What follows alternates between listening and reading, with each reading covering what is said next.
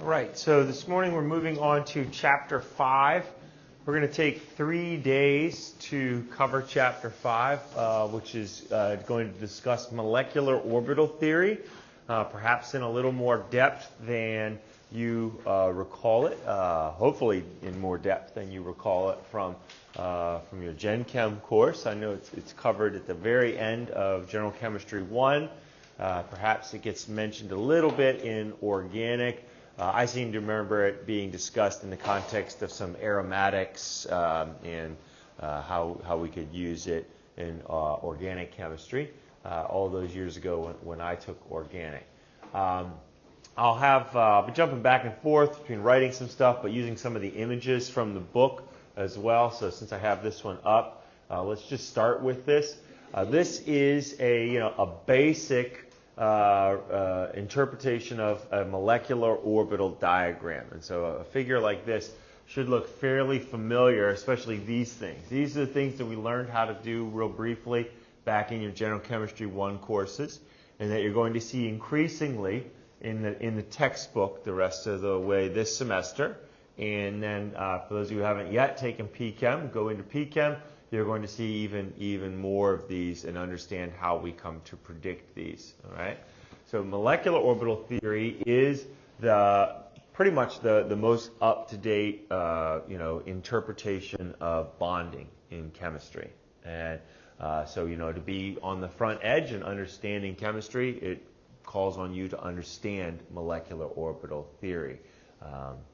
So we're going to get into how these things get calculated. Today is really going to be the day when we review everything you probably know to this point already, and then we'll spring forward in the next 2 classes as we look at sort of more in-depth content of these. All right. So first, let's just review the notion of what molecular orbitals are, or what molecular orbital theory is saying happens.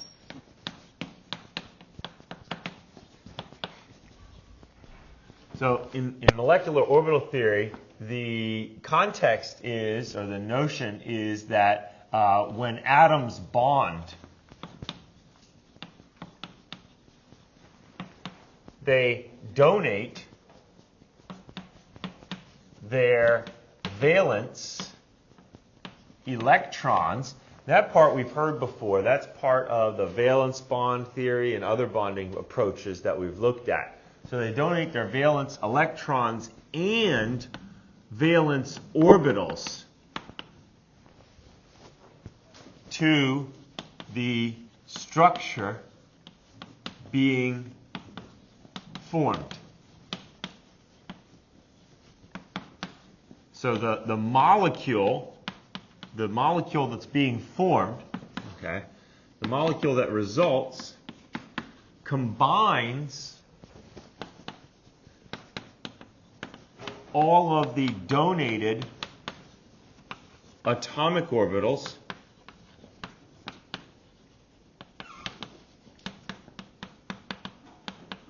to make a set of orbitals, a set of molecular orbitals, as we call them, to hold its electrons.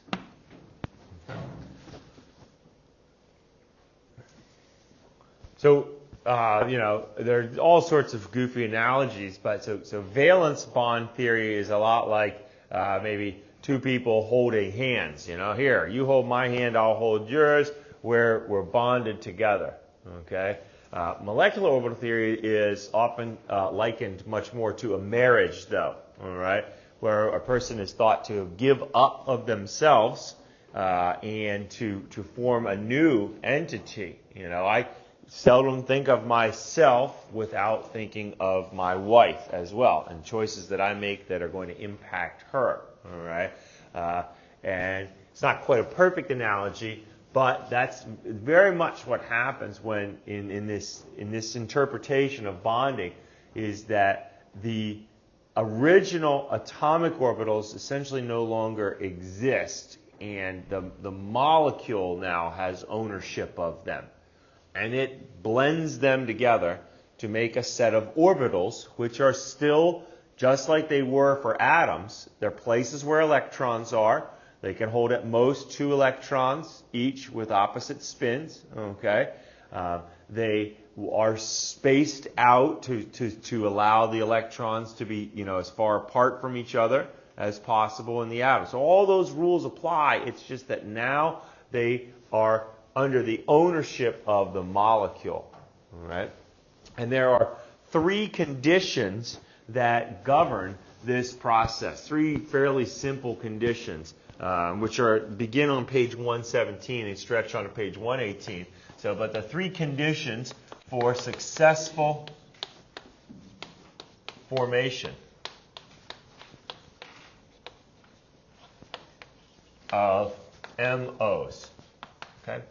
Sometimes this gets a really long acronym, by the way. It's called, as we'll get to it, it's called the LCAO, Linear Combination of Atomic Orbitals dash MO to make molecular orbitals. Okay, so you'll see all these long abbreviations. Okay, but the first condition is that the symmetry of the AOs, the atomic orbitals, okay, must be such that the orbitals that are going to overlap, or the regions of the orbitals that are going to overlap, have the same sign.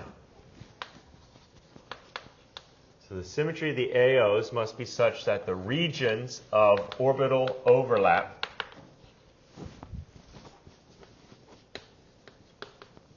have the same sign. Same sign. Okay. Ultimately, we want to remember that an atomic orbital is described by a wave function. We briefly talked about these back in chapter 2. All right, and so these wave functions are sines and cosines or exponentials with an imaginary e to the negative I type function. All right, and those are things that change sign. All right. So what we see when we look at these pictures often are the sign, and so you'll see if we're looking at like a p orbital, one side of the p orbital would be shaded. So that would be like the positive and negative sides of the p orbital. All right. Now, so to have successful bonding form, you have to have the same sign. So then if we had a sulfur or hydrogen 1s that is also plus, these two are matching in sign. So they're going to be able to form an orbital, okay, or a bond. So that's what we're getting at here, okay. All right, so that's our first condition, all right. The second condition is that the AOs must have similar energies. Okay, so the closer AOs are in energy, the stronger their interaction.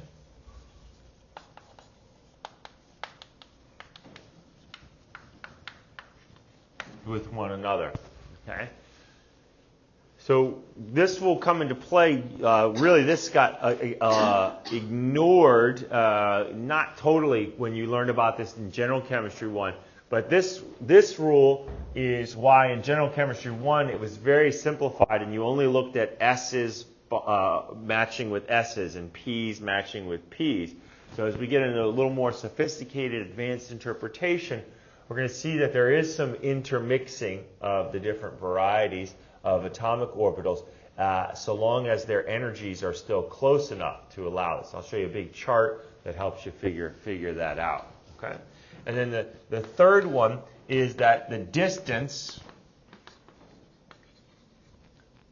the physical distance actually between, okay, the distance between the atoms, the bonding atoms, must be small enough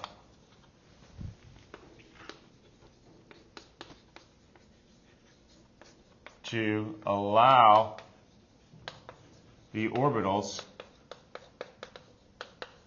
to overlap, to interact with each other.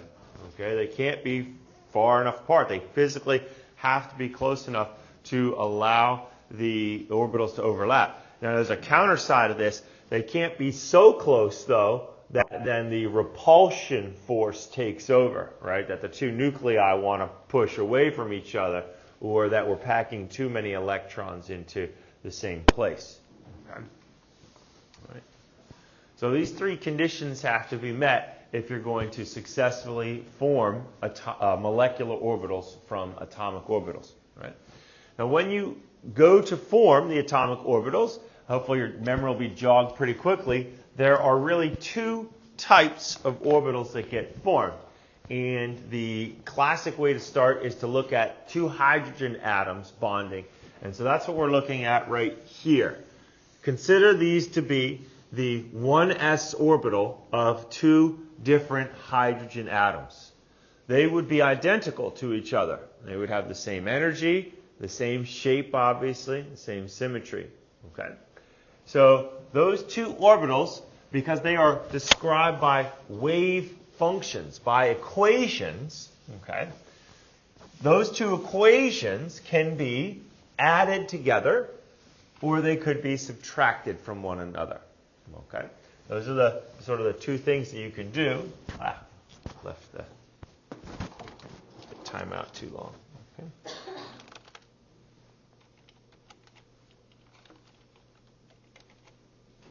I think I checked it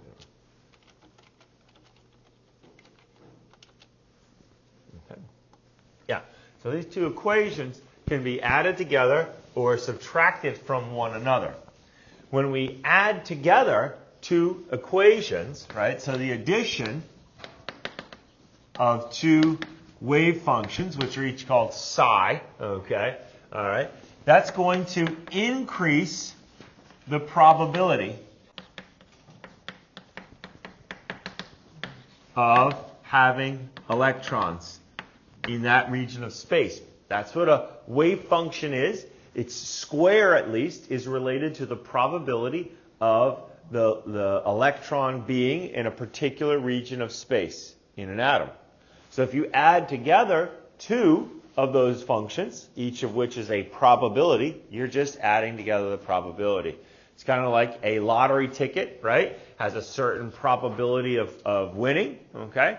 And so if you get a bunch of lottery tickets, you are increasing your probability that you would win. All right. On the other hand, if we subtract the two equations, subtraction of two wave functions, we are going to decrease that probability.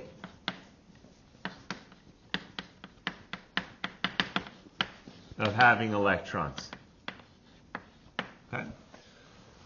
So when the case, going back to the first case, this first case then, the increase in the probability of having electrons is going to be a very favorable position in which to be, all right, for electrons, sorry.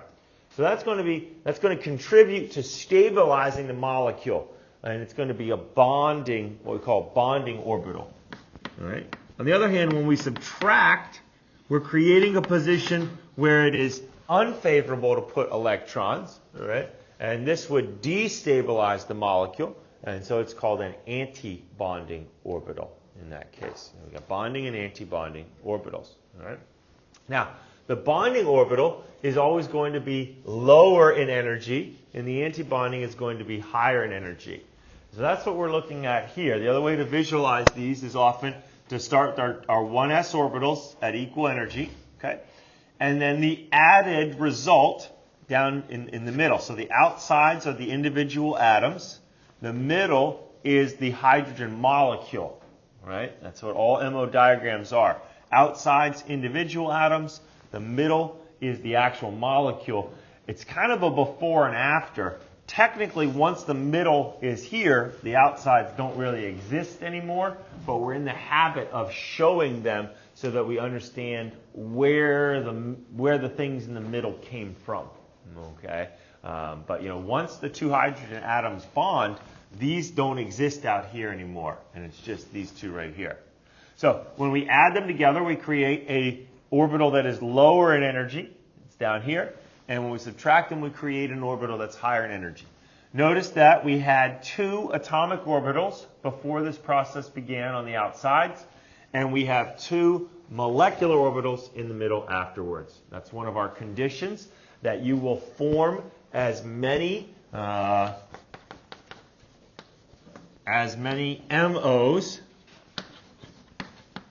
as AOs are donated. So we'll also hold for the electrons. The molecule will have the same number of valence electrons as the number donated by the atoms. So in hydrogen, each donates 1, right? And so then there's a total of 2. Let's see if this is going to advance the pictures. It doesn't look like it's going to. Doesn't work in this program. Okay. All right. Now the other side of this, the left side of this, is showing sort of the way that this happens mathematically. All right. And our book, this is more for preparation for PChem and a more mathematical understanding of this. But here you see the 2 wave functions of the respective hydrogen atoms being represented by psi, the symbol that we use for wave function. And they're added together. These coefficients out front here are weighting the contribution that each atom makes to the molecule. All right? In the case of hydrogen, because each atom's atomic orbital has the same energy, the weighting is equal. All right, so this 1 over root 2 applies to each of these, actually. You see it's how it's in parentheses here. Okay? That will not be the case when we look at heteronuclear diatomics or heteronuclear molecules, where the 2 atoms are different, thus their starting energies are different. And so that's going to make one atom contribute more heavily to the result than the other. All right, so it's like weighting, just like we see with atomic weights and all sorts of stuff. So these molecular orbitals are weighted according to according to the energies, really, of the atomic orbitals. Okay. All right. Let's see what these other figures are that can guide us through. Okay. So now that's the pattern for S bonding with S. Next, then, we look at the case of P bonding with P, and this is the resulting pattern that we get here. Right? Now, the P orbitals can interact 2 different ways. The S orbitals have only one, if we look at their shapes, there's only one possible sort of interaction, right? So if we think about these 2 hydrogen atoms getting closer and closer together, right? If this was hydrogen A and this was hydrogen B, right? As they get closer together, we see how the interaction is going to be between those 2 orbitals. But for P orbitals, there's the possibility that 2 orbitals could be coming together in a head-to-head fashion, or they could come together in a side-to-side fashion as the 2 atoms draw closer together.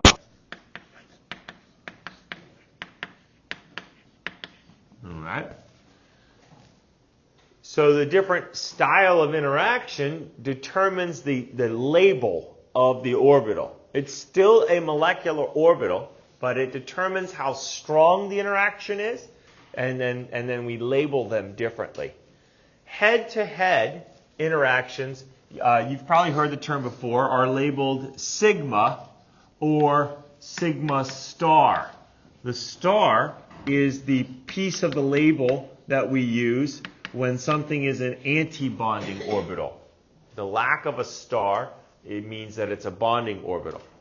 The reason that the sigma is actually used, though, here is because if you drew an axis between the two nuclei, all right, and you think of it as a C2 axis, okay? So let me shade these in, give these some coloration, right? Okay? If I rotate these along this C2 axis, nothing changes with respect to the signs of the orbitals, right? I mean, this one's like something on a barbecue spit, all right? It's just spinning around, right? Okay? All right, it's going to look the same. Same thing up here. So sigma is actually used when you are symmetric with respect to C2, okay? When the molecular orbital is symmetric with respect to C2. Now my pi orbital, or sorry, my p's side to side, here's the nuclei. So if I put my line through them and I perform the C2, what's it going to look like after I do the C2? The shading is now going to be on the bottom, right? Okay. So you okay? Or I saw a face that I want to make sure we get it. So what's the? Make me rewind and where can I help? It's not that I don't understand. It's just I'm kind of a little slower. Okay. All right. So you draw a shape. You draw the shapes, right? And then you want to know where the nucleus is. The nucleus is always in the middle of the particular orbital that you're looking at. Put an axis through them. Consider it a C2. So rotate 180 degrees. The shaded sides are now flipped down to the bottom. So the sign has changed from one to the other. So this is what's called a pi, or it would be a pi star if we were looking at an antibonding orbital. So pi is the label that we give to any molecular orbital that is antisymmetric with respect to a C2 rotation through the axis joining the nuclei. Okay. There is also something called a delta as well, an orbital that we haven't seen before. All right, a delta orbital. Let's see, this is jumping ahead a little bit from where I'm at in the book. Let me find the picture of it here.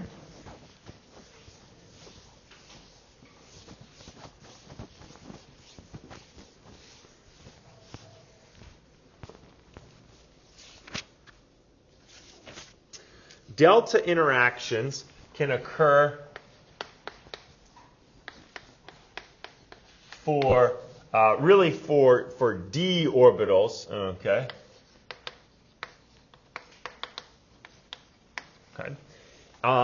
And they are instead of just one other way to think about it is sigma orbitals are always one interaction. Right? One part of the orbital with one part of the orbital.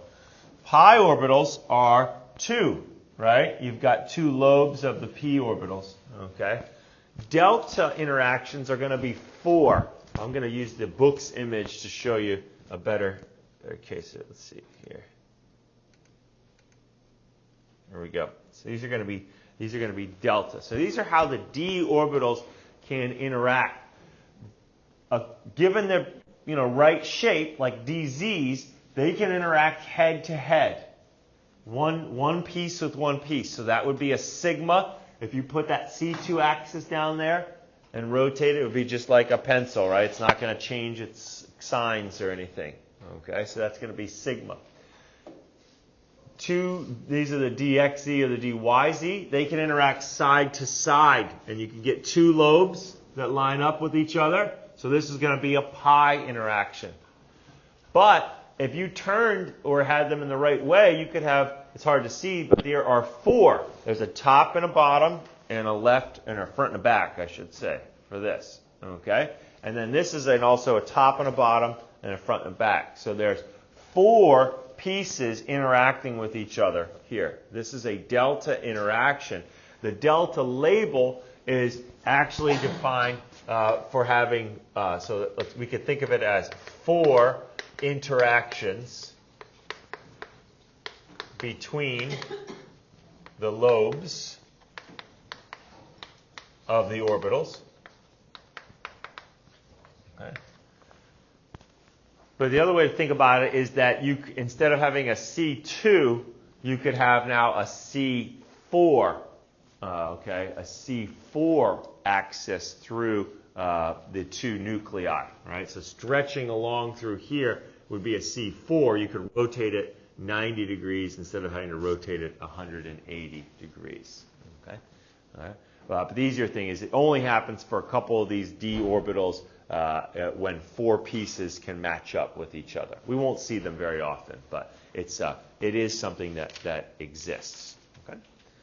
So back to the case of the p orbitals and how they might overlap. There we go. That's a better blown up image of it. Okay? So the p orbitals, the strongest interaction is the head-to-head. The two p orbitals, we generally think of them as the pz's coming together head-to-head, all right, in the sigma fashion. And since that's the strongest interaction, it has the greatest energetic lowering that we see here. Okay? But also, when they are out of phase with each other, when their signs don't match up, it has the greatest unfavorable interaction. All right? And so the sigma star, the antibonding orbital, is also the highest in energy. Okay? So it's, you know, it's the splitting is equal, actually. As far as the sigma goes down, the sigma star goes up. Actually goes up a smidge more, but usually they look pretty equal. And then there are two possible pi interactions. We see one here for the set of orbitals that are oriented this way, but then there'd be a third set of orbitals, so you could think of them as being oriented out towards you. And they could interact side to side. So that's why there are two sets of pi orbitals, and then there would be two pi star orbitals. So if we look at these pi, the reason there are four pi star are, this would be the pi orbital from, if we're orienting space, this is going to be my z-axis, this is going to be my x-axis, and my y-axis coming out of the board. So this would be the pi coming from the px.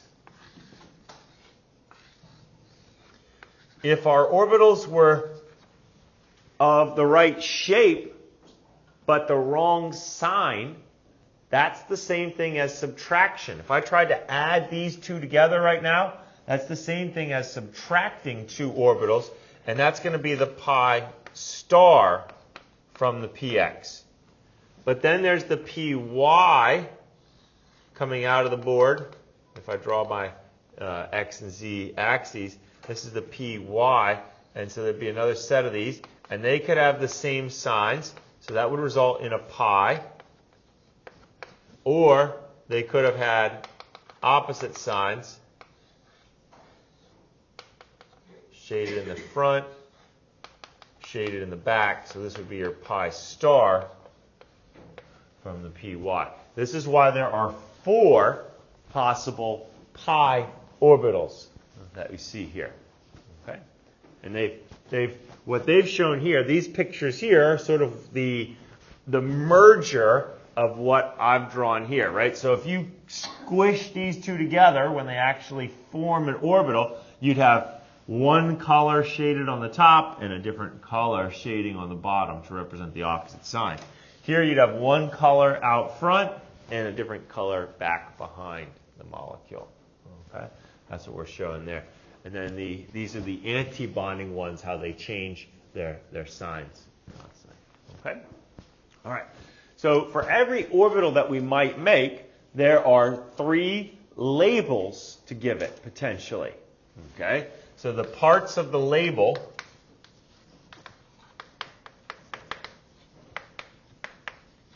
are the sigma, the pi, or the delta. Again, that comes from really from the C2 axis consideration, okay, or the number of parts of interaction, All right, a couple different ways to think about that. Okay, so that's one part to give it. And then the second part that you need to give it is bonding or antibonding. So that means no star or having a star. Okay, that comes from the signs. If the signs match for the parts that interact, that's the bonding orbital. When the signs are out of sync with each other, then they get the star label. Okay? And a third layer of this that you'll often see is a G or a U. And we saw these subscripts introduced last chapter, right? Gerad and Ungerad. They are assigned dependent upon inversion. So symmetric or anti-symmetric for inversion, for I. So this doesn't have it here, but we'll look at some sets in a minute that will have it. This label right here is sigma because of that C2 axis that comes through it right here. And when you rotate it along that C2 axis, it looks entirely the same. Okay? If we were assigning a subscript, G or U, there'd be a center of inversion here, and the blue would flip over to the blue, right? And the white would stay on itself there. So this is symmetric. So this could actually be called a sigma G orbital. Okay? Both of these, they're the same actually, are pi because the C2 axis runs this way through the molecule, right? All the C2 axes are the same, right? Because of the it's through the molecule, through the orbitals, no, through the nuclei of the atoms of the molecule. All right? So here's your C2 axis. So when you flip this one, the signs change. That's why it's pi. Okay? Symmetric or anti-symmetric with respect to that C2 axis. Okay? It's bonding because the signs were the same, all right, when they lined up. But it is anti-symmetric for inversion. If we had a center of inversion here, the white half would flip to the bottom, the blue half to the top, and so the signs would change. So those would actually be more specifically labeled pi U orbitals. Okay? All right, let's look at this one up here. Okay, this one up here, here's our C2 axis, right? So when we rotate it top to bottom, the colors flip. That's why this is a pi orbital. Okay? It is antibonding because the signs are on this given side of the C2, the sign changes. Okay? So that's what makes that antibonding there. But it is G because if we perform inversion through the center of inversion, the white flips to the white, the blue flips to the blue. So these would be called pi star G, would be the correct label for them, a more specific label for them. Okay? So those are the three aspects of assigning a label when you build a molecular orbital from the atomic orbitals. Okay? Okay. Let's see if they give us any that we could.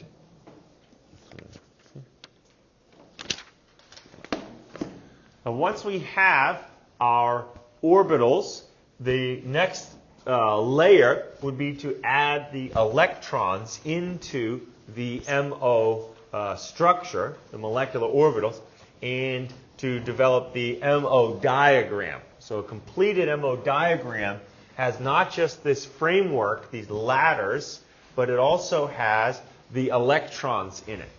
Okay?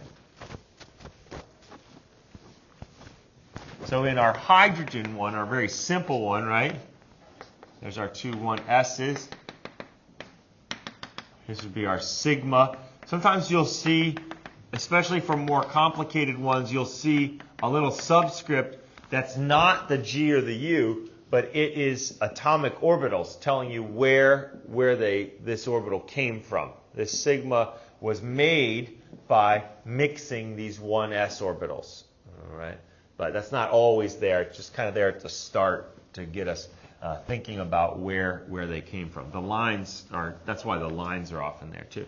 So each of these hydrogens had one electron.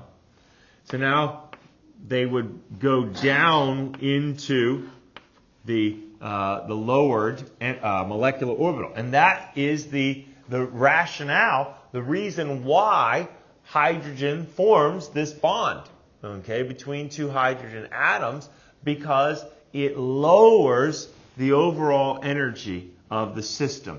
Two independent hydrogen atoms, there's some energy scale over here. Two independent hydrogen atoms have this much energy, whatever that would be. But when they form a molecule, they get to put those electrons down in a lower state, and that stabilizes the system.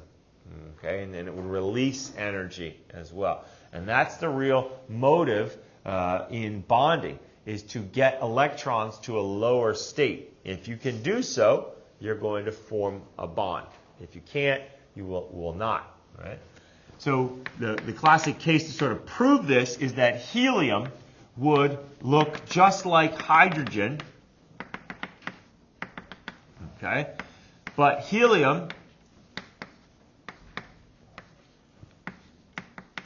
would have 4 electrons, and each orbital, just like in the atoms, can only hold 2. So we would have to use that antibonding orbital up there. The mathematics show us that the sigma star orbital is raised ever so... That's not shown here. I'm just looking for a better image. Sorry. The sigma star orbital is raised ever so slightly more than the sigma orbital is lowered, which would mean there would be an energetic cost to actually do this. Okay? If you thought of energy as, as money, you have a certain amount of it here. You get paid to put electrons down here. Okay, that's good. But it costs you more to put them up here than what you got paid. So you're like, well, I'm not going to pay to do that. I'm not going to pay to bond my electrons. I'm just going to keep them for myself. Okay? The easier way, rather than thinking about the energies and those detailed calculations, is to calculate the bond order of a structure. Okay? So the bond order is equal to 1/2 the number of electrons in bonding MOs minus the number of electrons in the anti-bonding MOs. Okay. So for hydrogen, that bond order is 1/2 of 2 minus 0, because these 2 electrons are in a bonding MO. And there are no electrons in an antibonding MO. So the bond order is 1. Okay. But in the proposed helium molecule, the bond order would be 1/2 of 2 minus 2. Okay, there are, again, 2 electrons in a bonding, but now there are 2 electrons in an antibonding, so there's 0 bond order, meaning no bond. Okay. And this simple calculation, right, is very important, though. Even though it's simple, it's really important, and it's connected to a variety of properties. Okay, so bond order is related to bond strength or bond energy directly. The higher the bond order, the stronger that bond is, and thus the larger the bond energy. The more energy you need to break it, or the more energy that's released when that's made. Okay?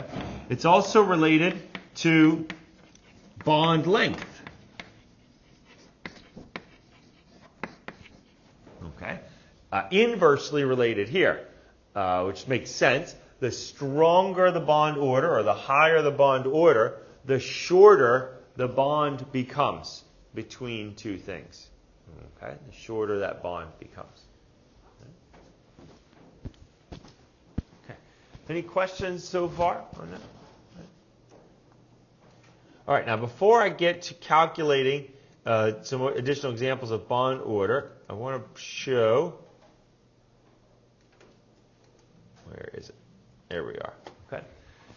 There are actually two different ways that the p sets can be mixed, okay, to give us the MO diagram when p orbitals are involved. Again, back in General Chemistry 1, I remember this because I teach Gen Chem 1 every year, so I know we talk about this.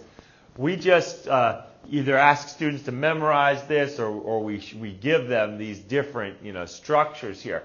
But I want to explain a little more thoroughly what this phenomenon is right here. Okay, so this first, what we see in the left-hand side, okay, the structure that we see is the case labeled no mixing. No mixing. All right. So what mixing refers to is when two MOs have similar symmetry.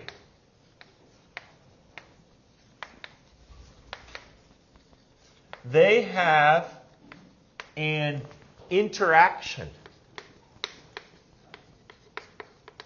That interaction is very much like two AOs forming MOs. So how do our two atomic orbitals form an MO? They form a lower one and a higher one. So if this is like a second layer then. If two molecular orbitals are close in energy and symmetry to one another, they're going to have another interaction just like that. The result is going to be it's going to drive the lower energy MO further down in energy and the higher energy MO up in energy. Just like the two AOs, two equal energy AOs, produce the low and the high set. Now, two MOs that are close together are going to push apart in exactly the same way. They're going to mix and push apart. Okay? All right? So so the result is that the MO of lower energy is lowered even further, and the MO of higher energy is raised in energy further. Okay. So here is the set of interactions for the second row diatomics. Boron, carbon, nitrogen, oxygen, fluorine, neon. Okay? Right. Here's our S's would interact with our S's because they have the best shape and the closest energy interaction. Okay? Our P's are most likely to interact with our P's in the fashion that we saw earlier. We get a sigma, we get a pi. If we look at the labels of these, though, we've got a sigma G and a sigma G. So these are the same symmetry. So now these two potentially can interact with each other. And if we had a really good scale on here, okay, what we see is that it's obvious here, the sigma G here is raised up, and the sigma G here is lowered down. That's what I was talking about. Okay, the pi. So it looks like the pi has dropped below the sigma, but it's really that the sigma has been raised above the pi due to its secondary mixing interaction with another sigma G, something of similar symmetry. Okay? Right. This also happens, it says, with the sigma U star, but they're pretty far apart, and so that's a little more subtle. But I think if we had a really good scale on here, we would see that our sigma U star is a little bit lower, and our sigma U star is a little bit higher up there. Okay? You could confirm that with like a nice little grid of graph paper or something. You'd see that. Okay? So now in the second row, where we first encounter this, the atoms or molecules that would form for boron, for carbon, and nitrogen, okay, they have no mixing. And then the last three elements, oxygen, fluorine, and neon, hypothetical Ne2, these are the three that have mixing. Now, why does it change? There is mixing because these three are small enough such that the orbitals are close enough for this interaction.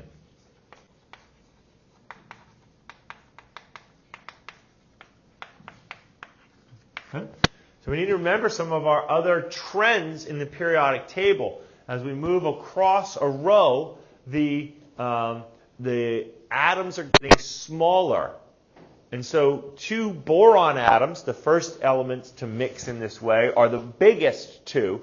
And their orbitals are far enough apart that these sigma G's are literally far enough away from each other to not be bothered, so to speak, by one another.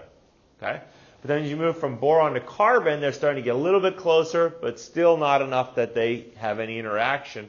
When you get over to oxygen, now the atoms have gotten small enough that these two sigma G's are literally in the proximity that they are close enough to each other that now they interact, and you get this flipping of the orbitals in this level here. Okay? All right. Any questions on when that occurs or why it occurs? Okay. So all of the elements in, there's a zoomed in version of it there. There we go. So all the elements in the second row then. Yeah, sorry, Ben. Just kind of jumping back, but the anti-orbitals, are those, like, is that representing the intermolecular forces? Is that why? No. So the antibonding orbitals, let's pull one of these up. Picture of one. Okay. So this is a little more complex one here. But in the case of all the antibonding orbitals, okay, again, if we look at pictures like this, these circles, these shapes represent volumes where there's a probability of there being an electron. Okay? So if we look at a sigma down here that's made from combining two 1s orbitals. So these are the two, what is it actually? These are a different way of visualizing the same thing. Okay? But the two 1s orbitals can have strong overlap, okay? And they create a region. The two dots represent the nuclei. So between the two dots, there is plenty of space where there's likely to be an electron. Okay? But when we subtract them, now the region between the two nuclei, there is no probability that there would be an electron there. Okay? So if we put electrons into these orbitals, so now here's the probability of where the electrons would be.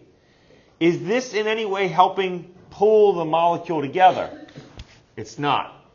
Okay? So it's not helping bonding the molecule. This helps pull the molecule together because electrons here, each nuclei would be mutually attracted to it. Electrons here, the nuclei aren't attracted to them. Or they're each attracted to their own respective electrons, I guess you'd say, which doesn't help bring them together. So anything that doesn't help bring the molecule together is considered anti. Although there's actually one other category. There's something called a non-bonding, which is just, it's actually like electrons over here disregard these electrons. They're just mine. They're not part of the bonding of this molecule at all. Okay? So each of the antibonding orbitals has a node, kind of like the nodes that we learned about in a p orbital or in a d orbital, how many nodes there are, right? A node is a position where there should be no electrons. And so each of the antibondings has nodes between the nuclei, which means it's unfavorable for electrons to be there. So there's not that joining force then, that the two nuclei can be attracted to it. It's going to be repulsive by default. Okay, is that kind of what you're after? Okay, sure. Any other questions? Yeah. All right. So I was just about to put up a figure that has all of the second row diatomics on it. It's pretty tiny. Sorry, let's see if I get a closer zoom in version. Doesn't look like it. Okay.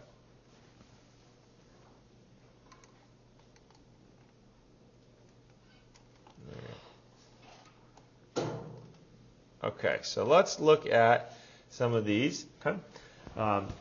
This is just figures from your book. It's just showing the MOs, the ladder of levels for any of these molecules. So the side parts aren't there.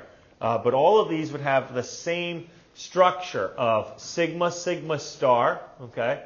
And then, these are just the...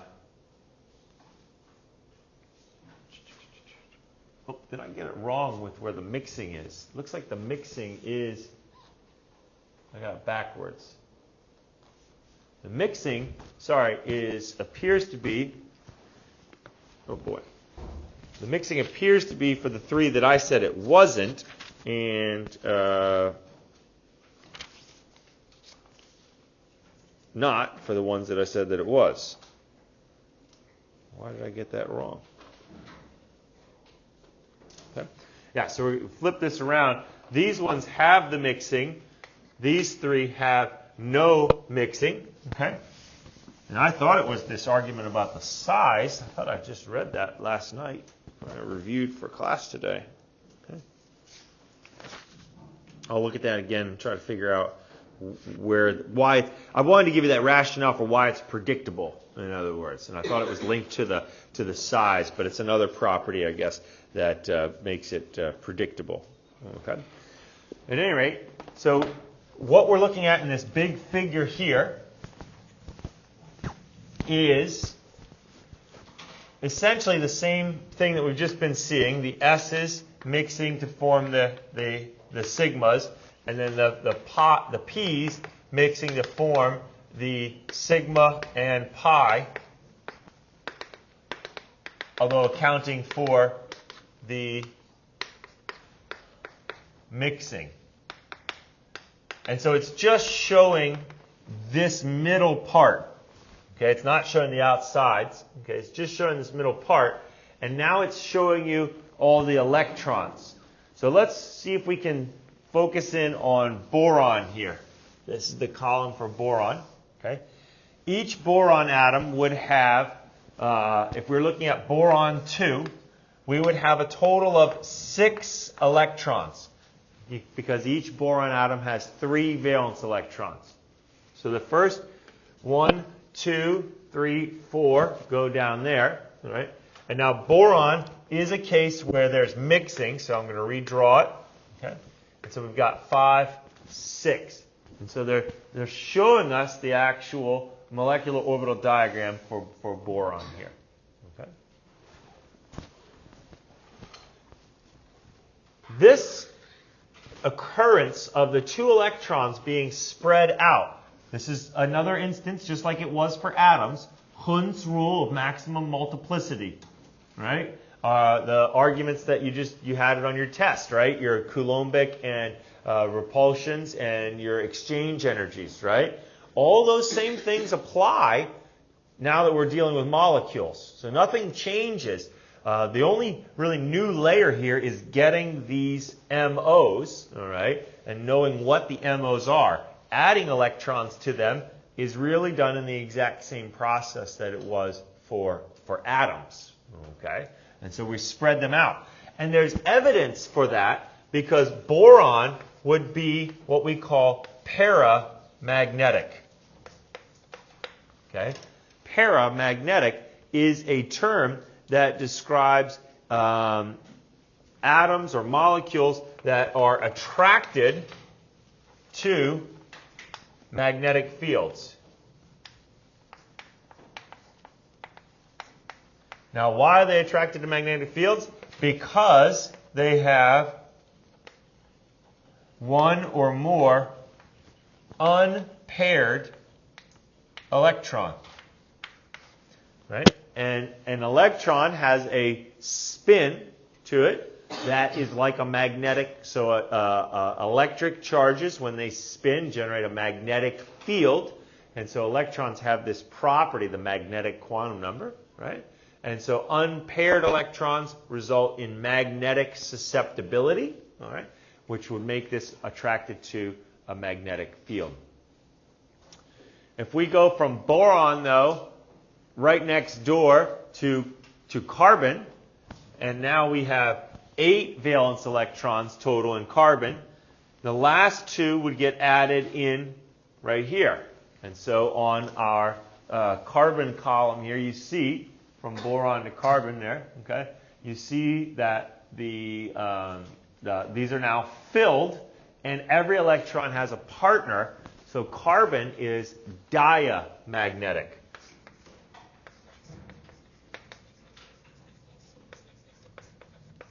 Diamagnetic is not attracted. In fact, there's a slight repulsion to magnetic fields, but it's just easy to remember that they're not attracted to magnetic fields.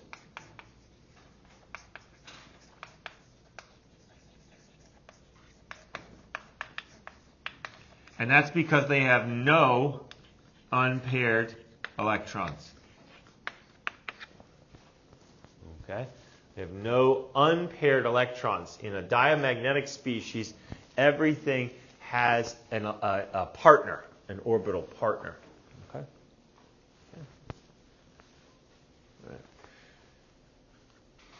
Okay, I think it's coming back to me now about why the mixing occurs where it does.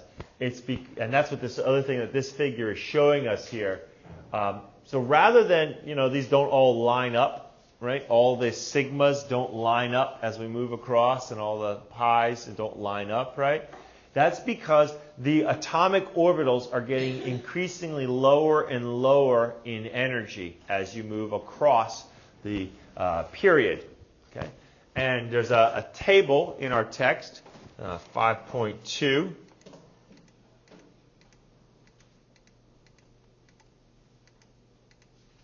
Where'd that go? There it is. Okay. So there's this table here that shows you the energies of the orbitals. Okay. This will become useful on Thursday. Next class, we'll start to use this numerically. All right. But what you see here is that if you pick just the s orbital, you see that they're getting more and more lower and lower in energy. Okay. They're negative, right, because this is the energy between the nucleus and the electrons, which is defined as being negative because of the opposite charges that they have. Okay. And then the 2 p's, which exists from boron on, all right. And so these numbers here match the trend that we just saw in the diagram, the larger diagrams.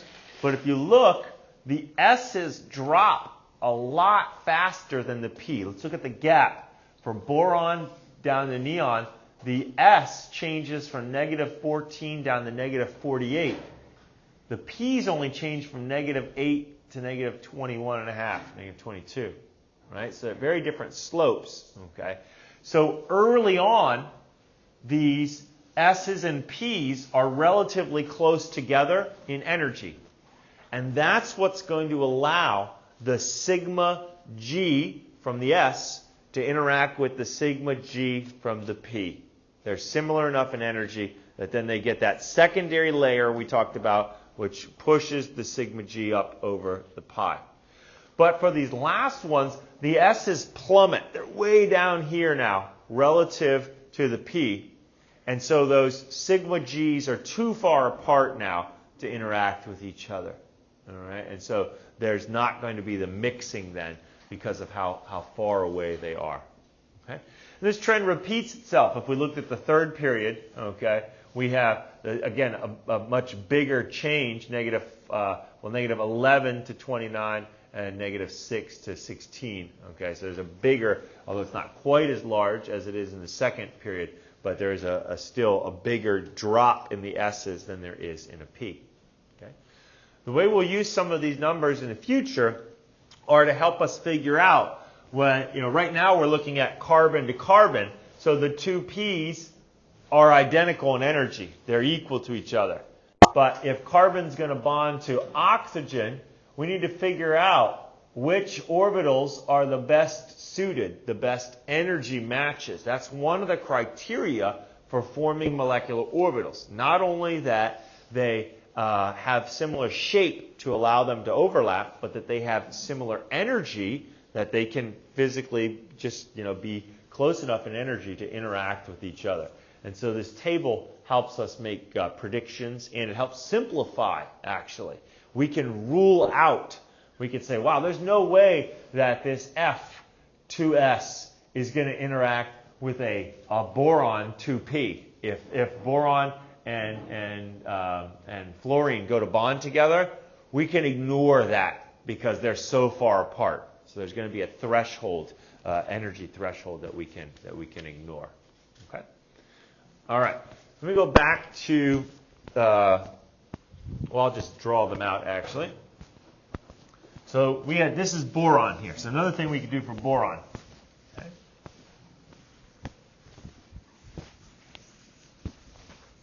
So that diagram, or that table in the book, that figure in the book that had all the MO diagrams on it, boron and more, right, can be useful now for answering questions about a series of boron and boron-related ions. Okay? So for B2, for example, we can calculate the bond order, right? The bond order in boron is 1/2 of, there are 2 4 bonding electrons, okay? So I've got them all circled there, minus 2. So there is the equivalent of a single bond in boron, okay? But what if we had a boron 1+ ion, okay? So if we had a boron 1+ ion, one of these electrons would be taken away, right? Or you could redraw the whole structure and just have 5 in there. So its bond order would now be 1/2 of just 3 minus 2, or 1/2. So it's a weaker bond than regular boron has. It's still paramagnetic because it has one unpaired electron. Okay, and it is a longer bond as well because it's a lower bond order. Okay. On the other hand, if we went to like boron B2 2-, if we went to B2 2-, our top energy level would now look like this. Boron 2- would have a bond order of 1/2 of 2, 4, 6 minus 2. So it would have a double bond. So we'd predict that the boron 2- ion would be a stronger bond than regular old boron. Okay? We would see a change in the magnetic behavior. It'd now be diatomic, right? Because all of the electrons are now paired since we added those 2 more electrons. Okay? And because it's a stronger bond, we'd expect it to be a shorter bond length than the original boron. Okay? So you can, and you'll do this on your homework that I have for you tonight, you start with one of the parent MO diagrams from the table in the book, real easy, and then you just start adding or subtracting electrons and making these comparisons. Okay? Is it going to be a stronger or weaker bond? Is it going to make it longer or shorter? Diamagnetic, paramagnetic? They're the things that we're focusing on right now, those traits. Okay? I think that's I think we got everything covered for today so far. Okay. Yeah, so everything for today is about the homonuclears. Next class, we're going to start to look at the heteronuclear diatomics, all right? And they get a lot more involved, and so there's an easier than the PChem way, at least.